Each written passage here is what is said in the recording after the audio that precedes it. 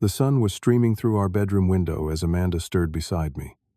3 years together, 6 months engaged, and just 4 months away from our wedding day. Almost everything was finalized. The venue, the caterers, the guest list.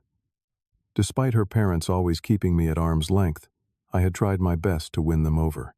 That afternoon, Amanda returned from her regular Sunday brunch with her parents looking troubled.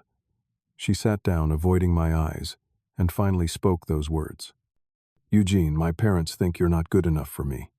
We need a break." If you've ever felt the sting of rejection when you thought everything was perfect, stick around and hit subscribe. Let me know in the comments if you've experienced something similar. I first met Amanda at my friend Jack's birthday party. The moment she walked in, I was captivated by her confidence and intelligence.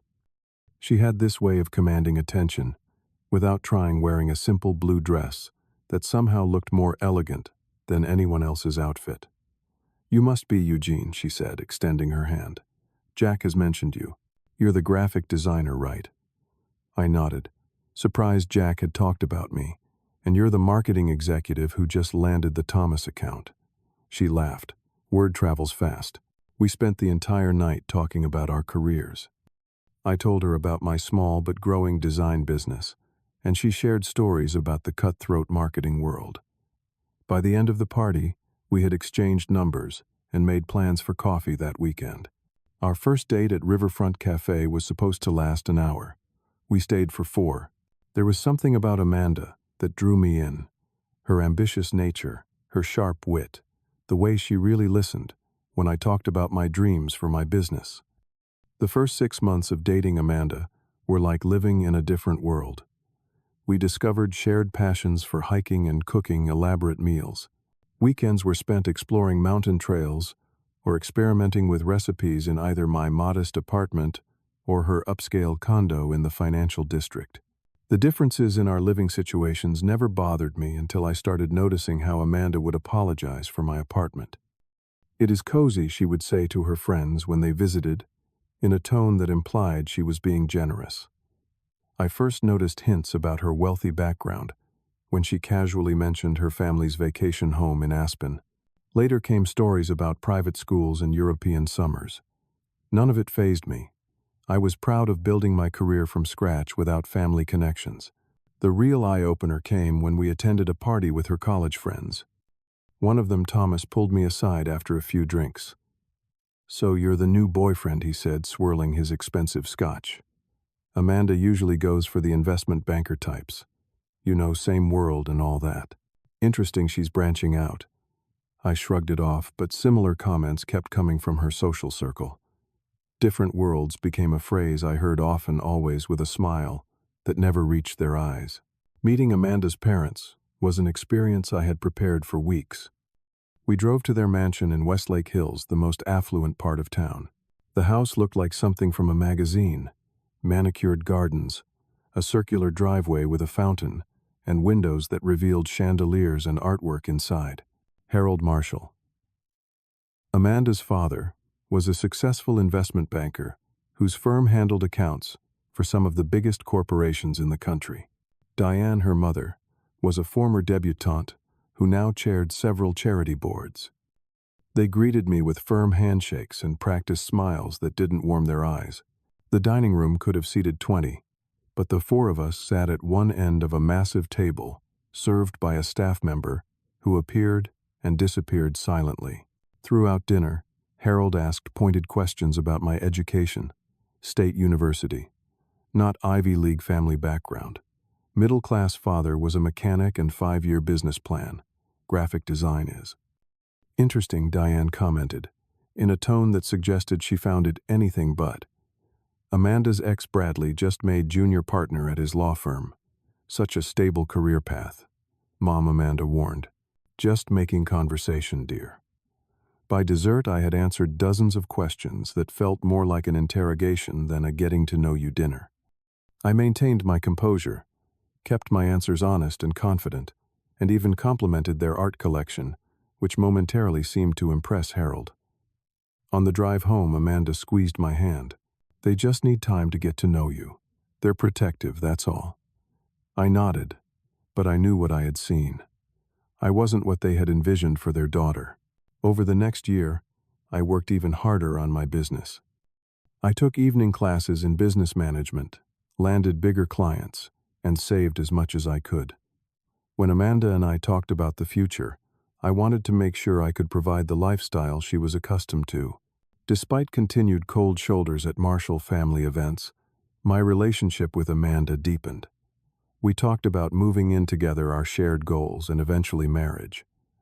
I saved for 6 months to buy an engagement ring. It wasn't the 3-carat diamond her mother wore, but it was beautiful and meaningful. I proposed during a weekend getaway to a lakeside cabin. Under a sky full of stars, I got down on one knee and asked Amanda to be my wife. Her eyes filled with tears as she said yes, and that moment felt perfect. The perfection dimmed somewhat when we announced our engagement to her parents over dinner the following weekend. Harold choked slightly on his wine, and Diane's smile froze in place. "How?" "Wonderful," Diane said, not sounding wonderful at all. "Have you thought about a long engagement? At least a year or two?" "Actually, we're thinking next spring," Amanda replied, squeezing my hand under the table. "That's hardly enough time to plan a proper wedding," Diane protested.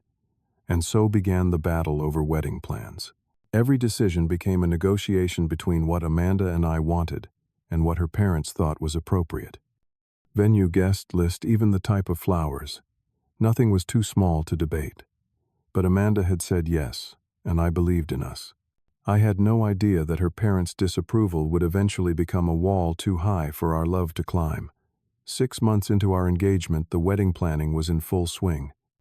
We had established a joint bank account specifically for wedding expenses, and I had contributed a significant portion of my savings, almost $30,000 that I had been putting aside for years. Amanda added a similar amount, though I knew her parents had promised to cover most of the major expenses. The friction with my future in-laws increased with each passing week. Harold would call Amanda daily, often while we were together, to discuss wedding business that somehow never involved me. Diane sent Amanda links to venues different from the one we had chosen and selected, along with not-so-subtle comments about upgrading. More concerning was Amanda's gradual change. She became distant constantly on her phone, texting or talking with her parents. Our evening conversations, once filled with laughter and future plans, became brief exchanges about logistics. When I brought up my concerns, she blamed wedding stress and assured me everything was fine. "It's just a crazy time," she would say. "Once we're married, things will calm down." I believed her. I wanted to believe her. Then came that Sunday in April. Amanda left for her usual brunch with her parents at their country club, wearing the pearl earrings I had given her for Christmas. I stayed home working on the seating arrangements for the reception. A diplomatic nightmare of balancing my friends, her friends, family members who couldn't stand each other, and her father's business associates who had to be invited. When Amanda returned 3 hours later, she wasn't wearing the earrings. She moved differently, avoiding eye contact, setting her purse down carefully, as if it contained something fragile. "We need to talk," she said, sitting across from me at our dining table instead of next to me on the couch as usual. My stomach dropped. I knew those words. Everyone knows those words. "What's wrong?" I asked, setting aside the seating chart. Amanda looked down at her hands. "My parents and I had a long talk today. About us. About the future." I waited the silence, growing heavy between us. "They think," she started, then stopped. "We think that maybe we're rushing things. That we should take a step back and reevaluate." Reevaluate what exactly? My voice remained steady, despite the panic rising in my chest. "Everything. The wedding. Our engagement." She finally looked up. "Eugene, my parents think you're not good enough for me. We need a break." The words hit like a physical blow, but I kept my face neutral. "I see. And what do you think, Amanda?" She looked away again. "I think they might have a point. We come from different backgrounds. They want what's best for me, and I'm not what's best for you." It wasn't a question. I didn't say that. I just think we need some time apart to think things through. to make sure we're making the right decision. I took a deep breath. How long have you been feeling this way? It's not that simple, she said. My parents have concerns about your background, your career prospects. They worry you won't be able to provide the kind of life I'm used to. I've been building my business for you, taking those extra courses, working weekends. I know, and that's wonderful. But Dad thinks graphic design is too unstable. He says we should be realistic about the future.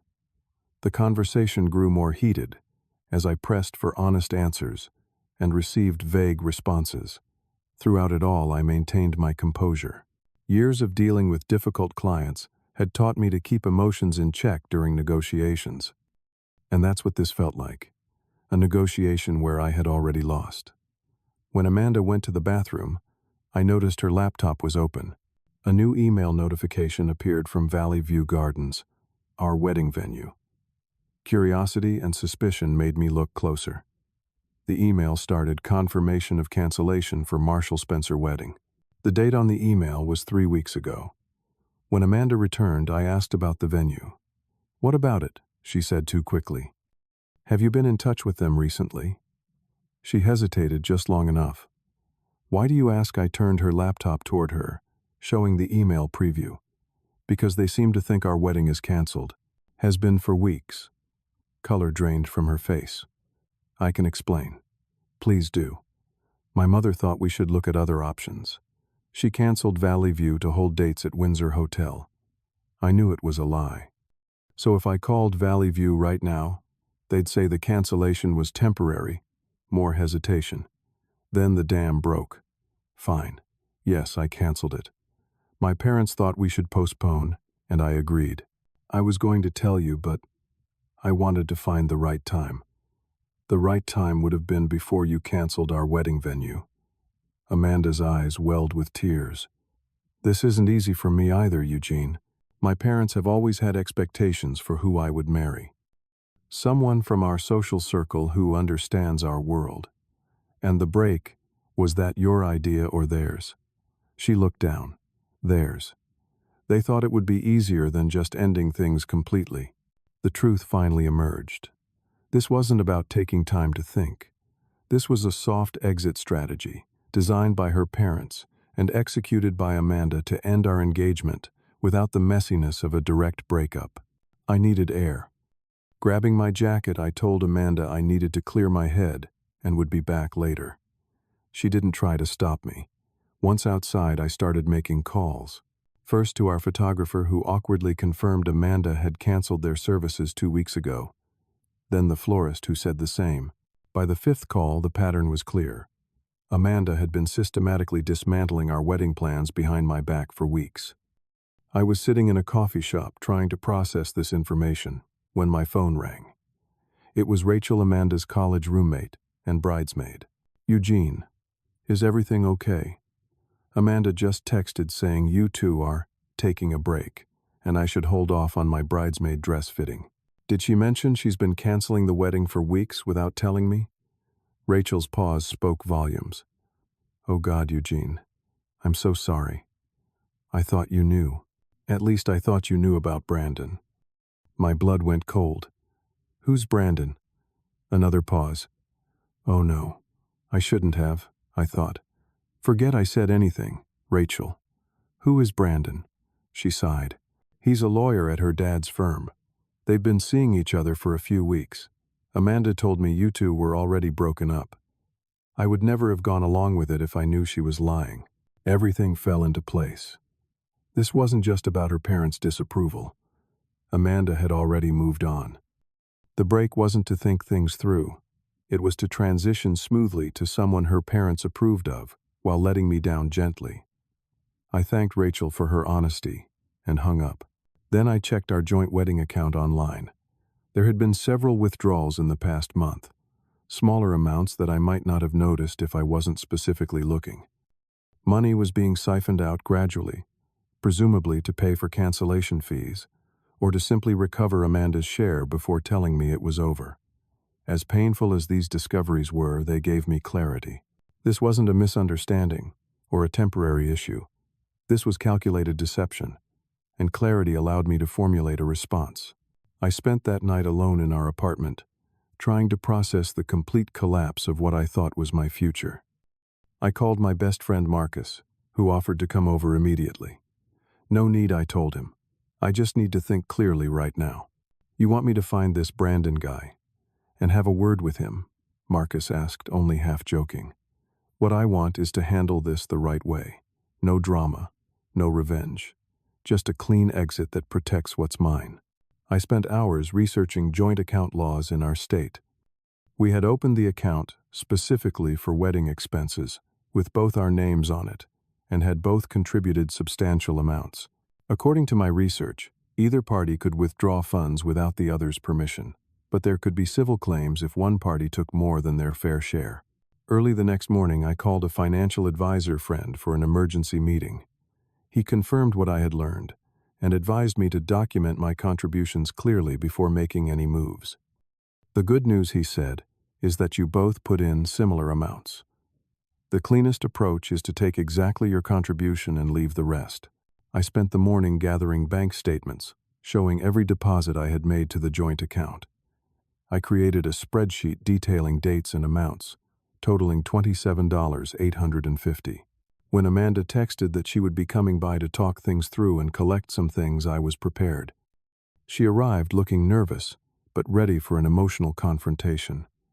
Instead, she found me calmly, sitting at the dining table with my laptop open and papers neatly arranged. "I'm glad you're here," I said. "We have some financial matters to resolve." She blinked, thrown off by my businesslike tone. "I thought we could talk about us first. I think we covered that yesterday when you said we needed a break. But there are practical matters to address, particularly our joint wedding account." Her eyes widened slightly. "What about it?" "Well, since there won't be a wedding, which you've known for weeks based on all the cancellations you've made, we should settle the account." "Eugene, I can explain about those cancellations." I held up my hand. "There's no need. Rachel called me. She mentioned Brandon." The color drained from Amanda's face for the second time in 24 hours. Rachel had no right. She thought I knew. Just like I should have known that my fiancée was seeing someone else while canceling our wedding behind my back. Amanda sat down heavily. "It's not what you think. It's exactly what I think.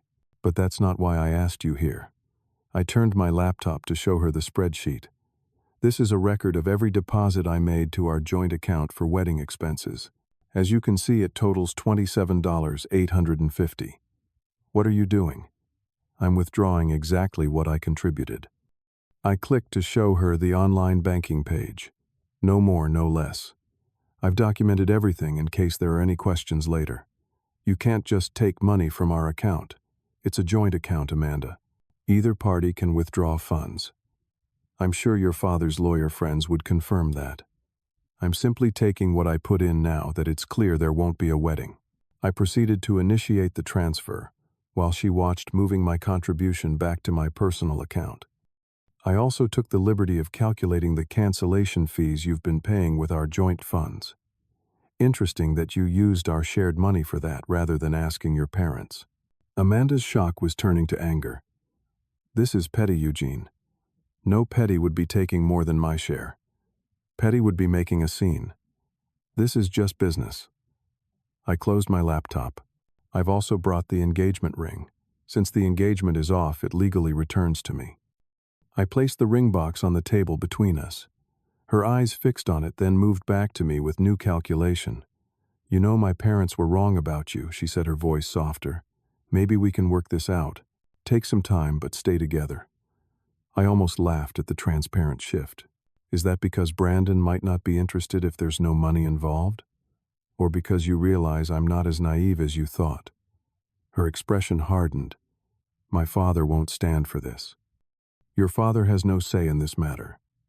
The account is in our names, not his. I've taken only what I put in, which is completely legal. You're welcome to consult a lawyer if you disagree."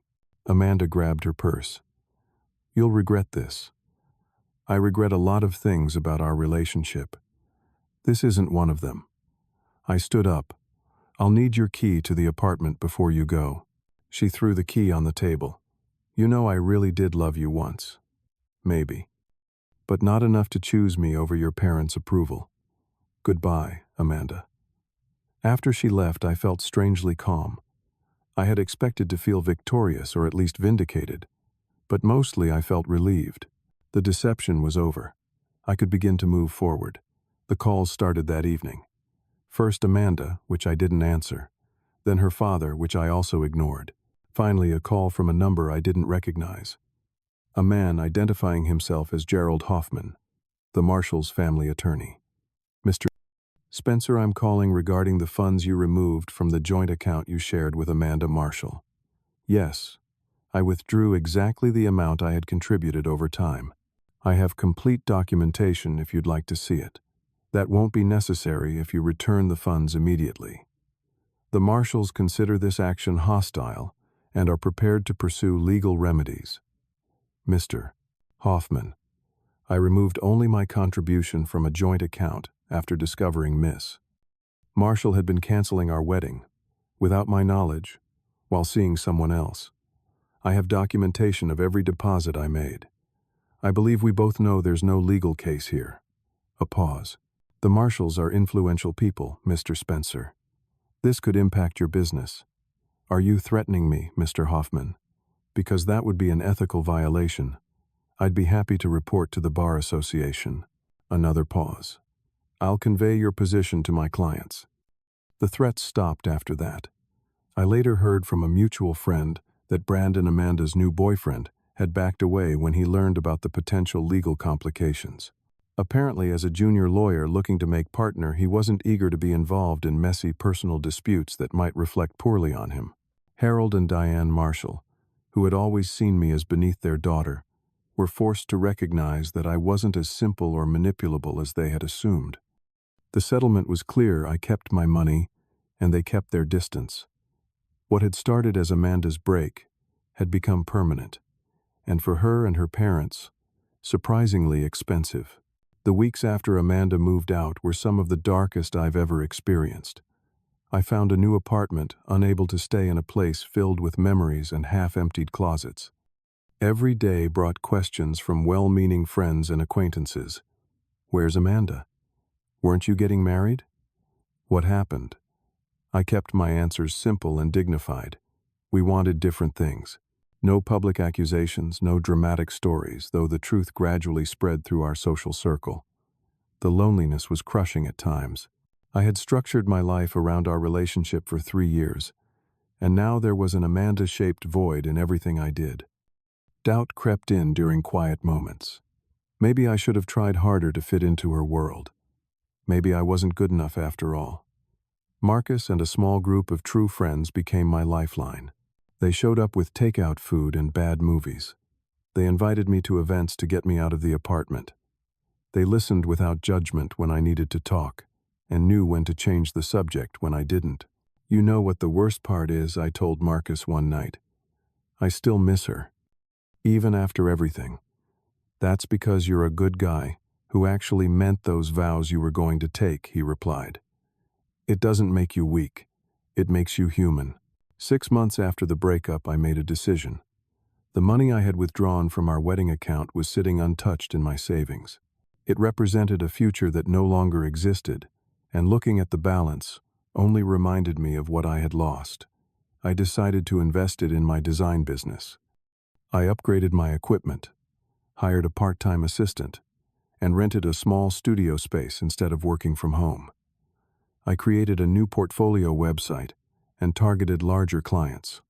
The gamble paid off. 3 months later, I landed Meridian Partners, a corporate client whose marketing needs were 10 times larger than any account I had handled before. The project required late nights and total focus, which helped keep my mind off personal matters. We went with you because your designs had something different, the marketing director told me. There's an authenticity that the bigger agencies missed. The irony wasn't lost on me. The very qualities that Amanda's parents had dismissed as not good enough were precisely what brought me professional success. With the Meridian account came financial stability I had never experienced before. I moved into a better apartment in a neighborhood that while not as exclusive as Amanda's, offered a quality of life I had always worked toward. I bought new furniture not to impress anyone, but because I deserved to come home to a place that felt good. One Saturday morning, almost exactly a year after our breakup, I was having breakfast at a cafe downtown when I saw Amanda across the street. She was with a man in an expensive suit, Brandon, I assumed, entering a jewelry store. She looked polished and beautiful, but there was something tight about her smile, something performative in the way she held his arm. Our eyes met briefly across the distance. I nodded once politely. She looked away quickly and hurried into the store.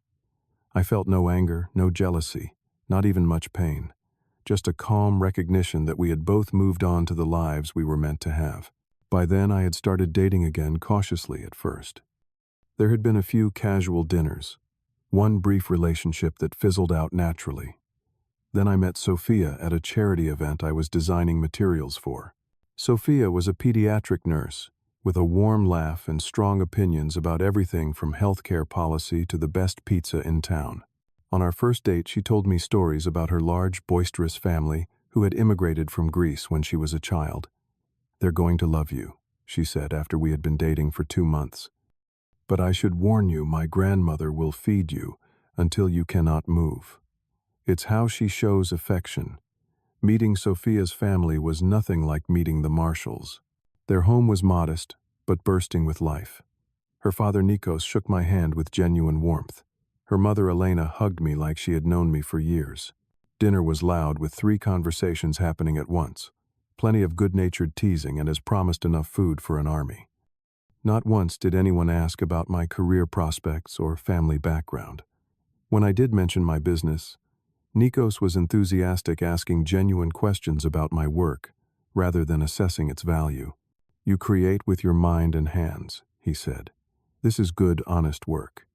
The contrast between genuine acceptance and the superficial approval I had sought from Amanda's family was striking. With Sophia and her family, I didn't feel like I was constantly being measured against an invisible standard.